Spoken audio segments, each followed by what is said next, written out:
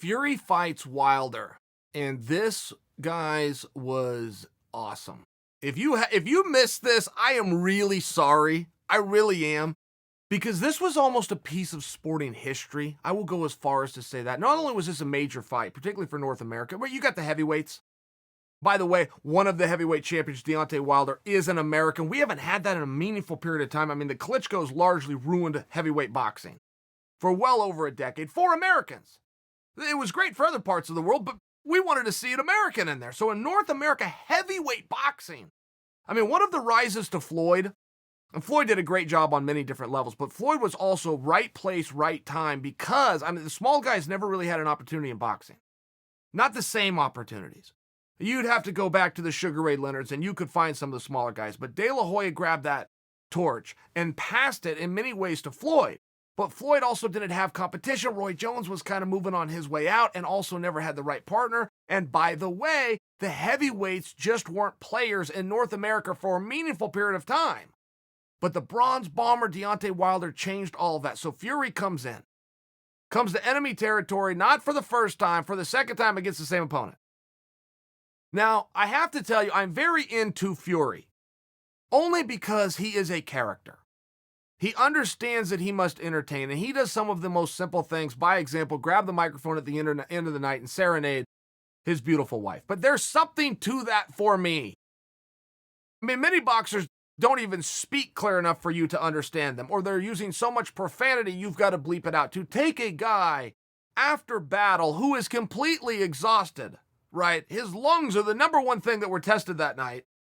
And then to have him go and sing a song, I mean, there's just something about it that works for me. And I think I speak for you guys too. I think all of us do enjoy Fury for many reasons, but Fury was up against it. I mean, Fury came in bigger than he's ever been. He was so big that he refused to remove his shirt at weigh-ins. If you won't take your shirt off and show your body to the world while you're coming on the scale, many, many pounds heavier than you've ever been before. I believe he was 30 plus pounds heavier than the first time he fought Wilder.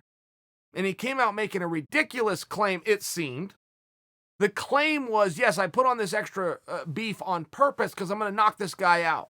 I wanted more power, I wanted more size. That's a really nice thing to say. The problem is, you're going to be painted with the same brush that the guys came before you created. The guys who came before you who showed up bigger than they've ever been, particularly in the heavyweight division, get beat up. They didn't train as hard. They're out of shape. They're slower. All of these things should have carried over to Tyson Fury. I mean, historically speaking, they should carry over. To be 273 pounds and to be able to float around the ring. He's 6'10" or something crazy, like 6'9". He's a big guy.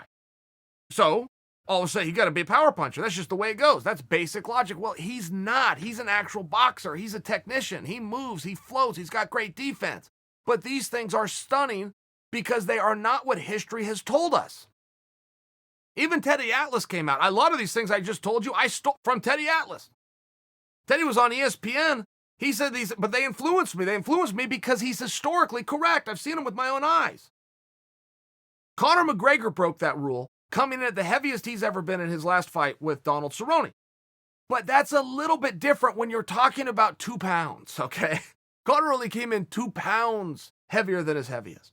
It was a talking point. It was relevant. I'm not sure that Conor fought to the best of his abilities. As great as he looked, I'm not convinced that Conor isn't even better than that. And Conor agrees with me with his own assessment, said I still got a few things to work on.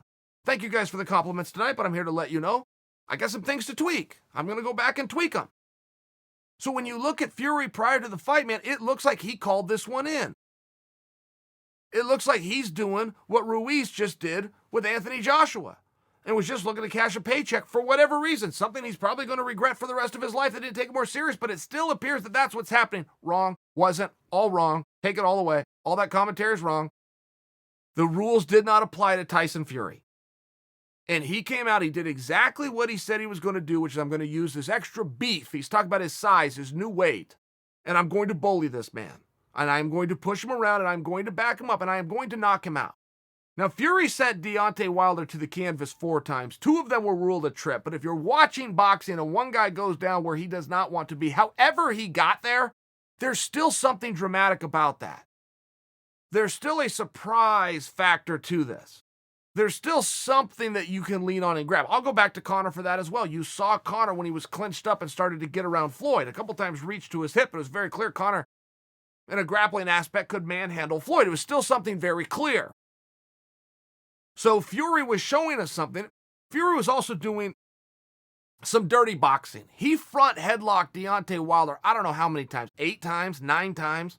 Put all 273 pounds right on Deontay's neck, was pulling him down. Sometimes he would even hit him in there, hit him on the break. I mean, he got so bad, he took so many warnings from referee Kenny Bayless that Kenny Bayless finally took a point.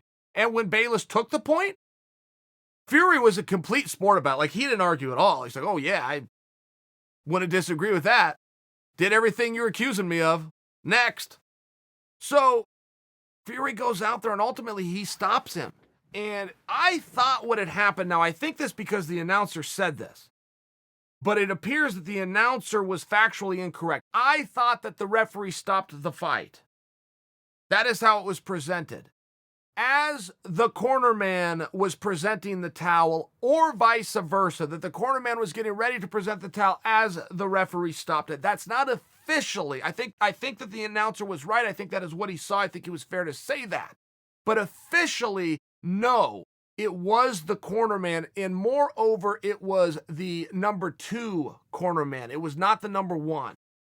Now, stopping a fight is not something that I'm a prude about. I believe a fight should be stopped as soon as your athlete can no longer win. I'm not ready to tell you that that is true for Deontay Wilder because he's got a right hand that has a mind of its own. It will come in at the craziest of angles at the craziest of times.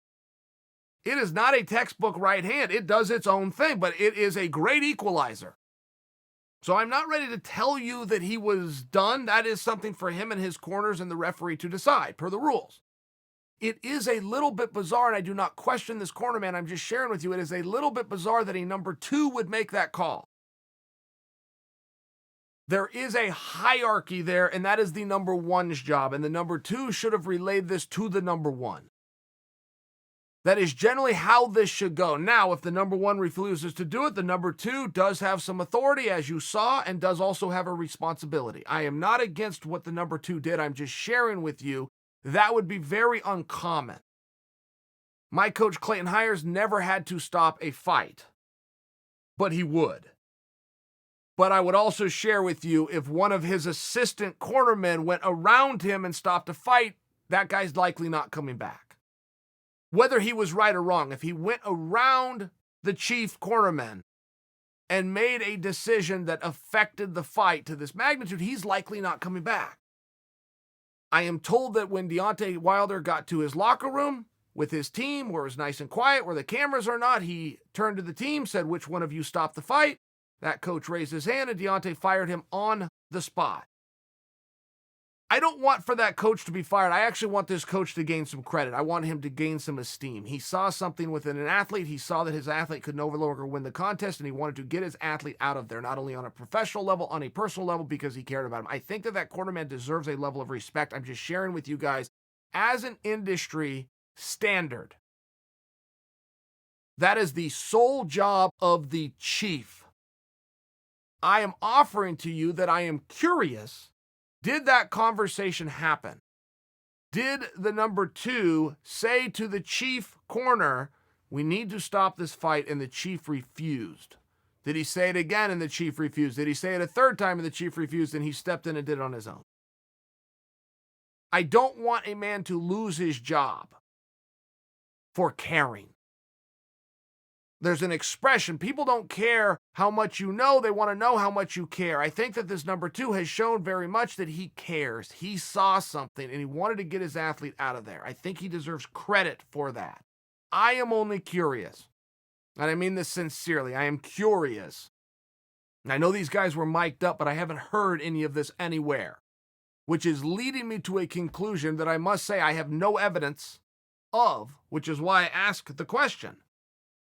Did that conversation happen, and did he tell the chief, we need to get him out of there? If he did not, he's going to get fired, even if he's in the right. He is going to get fired, but he's going to get fired by the chief, not by the athlete. In this case, the athlete was so pissed off, he took it into his own hands. That's a little behind the scenes. I don't know if you guys know how that story ended, but now you do.